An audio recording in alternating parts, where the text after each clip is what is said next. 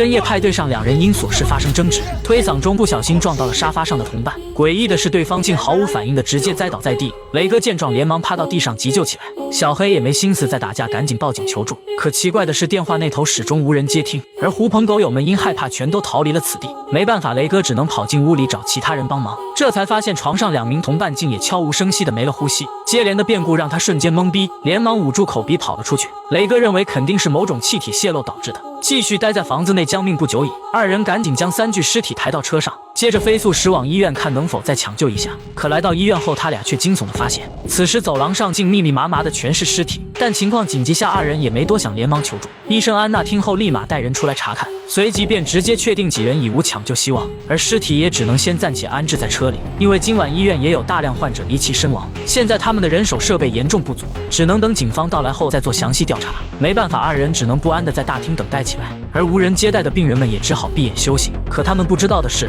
此时外界所有紧急通讯全都联系不上。感到不妙的院长直接抛下众人先行离去，安娜只能无奈的转身望向护士，对方表示自己可以在此帮忙，但工作一夜的她必须先休息一会儿，却不知这一睡就将是永眠。很快雷哥便率先察觉到了异常，他看到睡着的老头此刻竟口吐白沫，很明显是失去意识的症状。他见状连忙起身呼唤对方的家人，可下一秒女人竟也无力的瘫软了下去。听到动静的安娜连忙跑过来查看，在见到如此棘手的状况后，赶紧跑到休息室想叫醒同事帮忙，却发现对方不知何时竟也失去了心跳。诡异状况将几人彻底搞懵，再加上始终无法与警方取得联系，安娜立马意识到外界可能也发生了变故。想到这，他们赶紧驾车前往市区一探究竟，而不出所料，整个小镇都安静的可怕。安娜尝试着朝空中开了一枪，但即便如此，仍无任何人循声出现。为了进一步验证，几人四下查看起来，发现所有人都在睡梦中失去了生命。这惊险刺激的剧情，我和女朋友都很喜欢。如果你也想找个女朋友一起追剧，那建议你试试探探。探探上可以匹配同城的单身美女，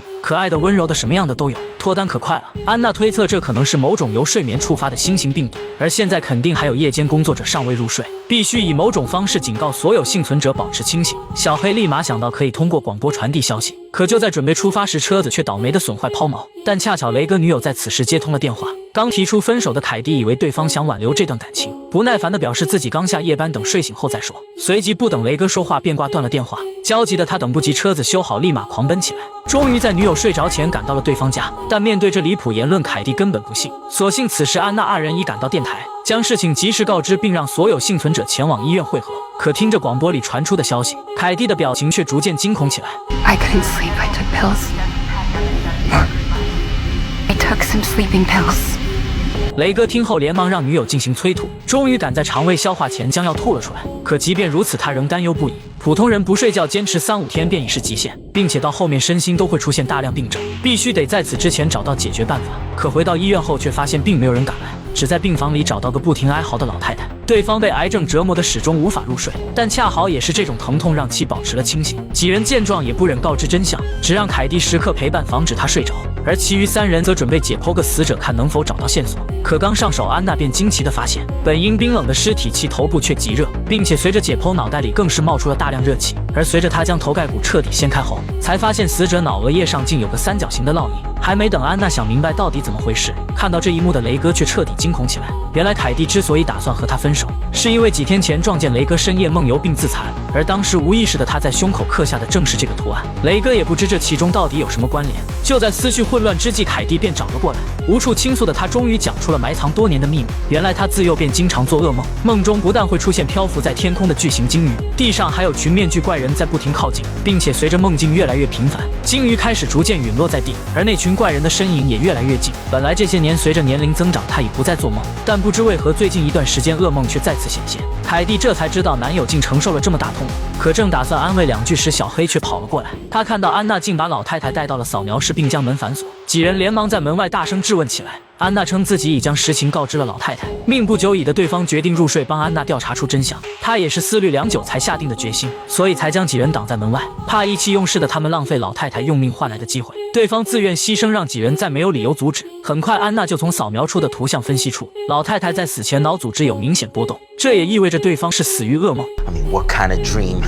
What kind of dream can you die in? I don't know, but it must have been a pretty bad one. 依旧没有结果，让小黑彻底崩溃。但安娜的实验并非毫无所获。想到什么的雷哥连忙询问老太太是睡着后多久身亡的。About 3 minutes. 3 minutes? Okay. Let me sleep for 2.5 minutes, and then wake me up.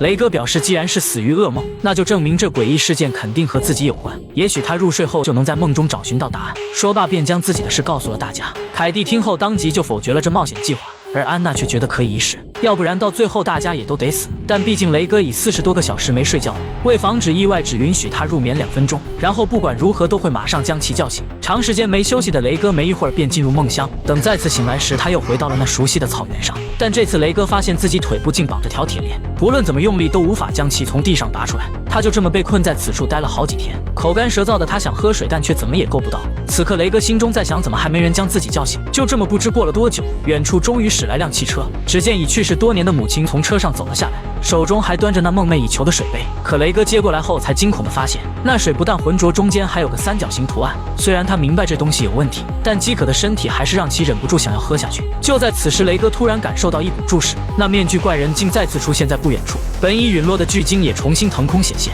只不过这次怪人并未佩戴那诡异面具，而随着他用力张开双臂，母亲也如电影角色般倒退回车里。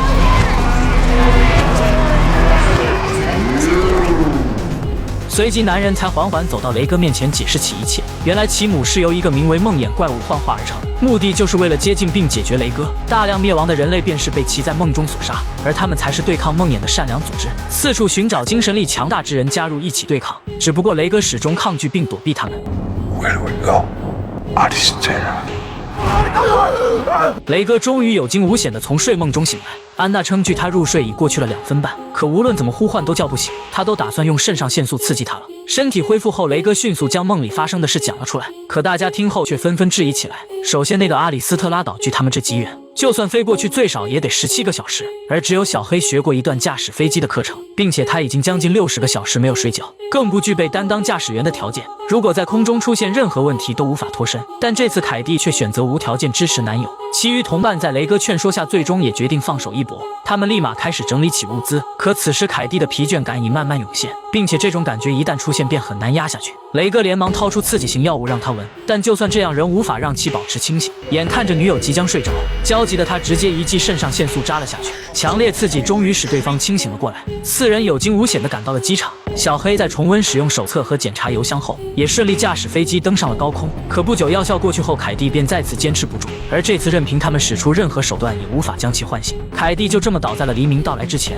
但几人根本来不及悲伤，随着煎熬的时间越来越久，所有人都开始慢慢展现出了疲倦感。小黑的意识已开始逐渐模糊起来，他只能不停撕咬身体让自己保持清醒，但即便如此依旧无法抵挡那股困意。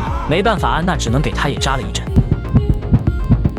这下立马让小黑彻底缓了过来，并且为了防止出现什么意外，安娜还递过来一把手术刀，让他在必要时用疼痛来保持清醒。而此时雷哥也即将坚持不住，安娜见状赶紧将其唤醒。几人就这么相互监督着又挺了许久，终于看到了下方那梦寐以求的岛屿。可还没等高兴，小黑就发现件恐怖的事。他绕了几圈，发现岛上没有能降落的跑道，现在只能在燃油耗光前迫降在海面上。他们听后连忙回到座位上系好安全带，随即在颠簸中紧张的不停祈祷。